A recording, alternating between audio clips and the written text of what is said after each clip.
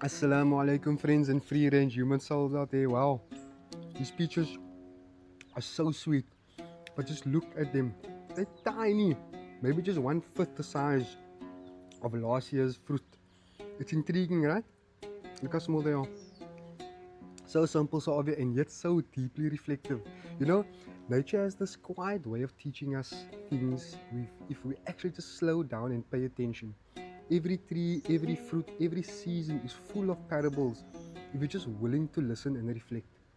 So I bought a bunch of trees, different fruit trees from the Stellenbosch farms last year.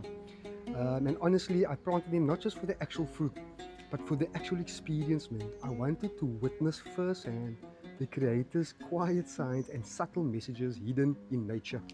It's one of the most profound ways to stay in remembrance, to stay grounded, to truly see how everything we need is drawn from the soil, created for us in its purest form with such divine precision and simplicity. As I stand here right now eating one of these lovely golden peaches, as tiny as they are, I can't help but smile and reflect how beautiful this mirrors life and our minds and us itself.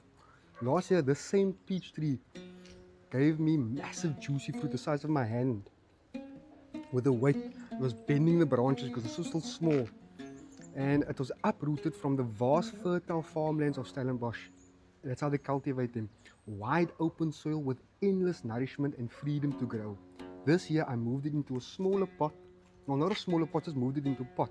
But still very confined to limited space, limited soil, limited reach. And even though it's alive and thriving and healthy, its fruit, these beautiful sweet peaches, can only grow to the capacity of the space it's been given.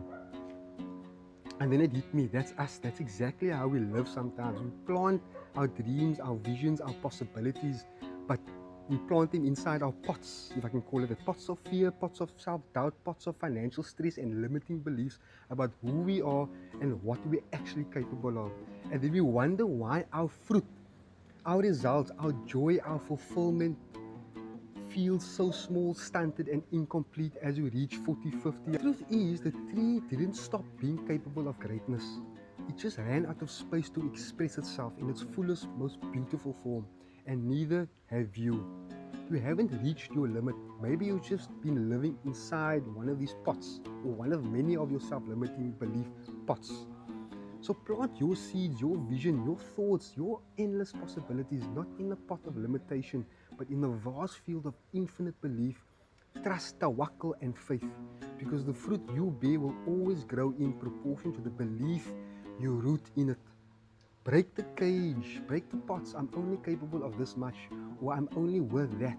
Break and crack it wide open and plant it in the vastness of possibilities of what you're capable of.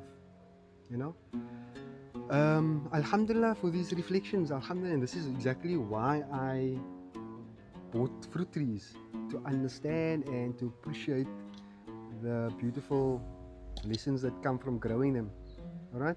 So make your roots sink deep into faith, your branches stretch towards possibility, and your fruit reflect the infinite abundance you were always meant to live with. Stay free and stay true to your free range spirit inside of you. All the best and take care. Walaikum salam.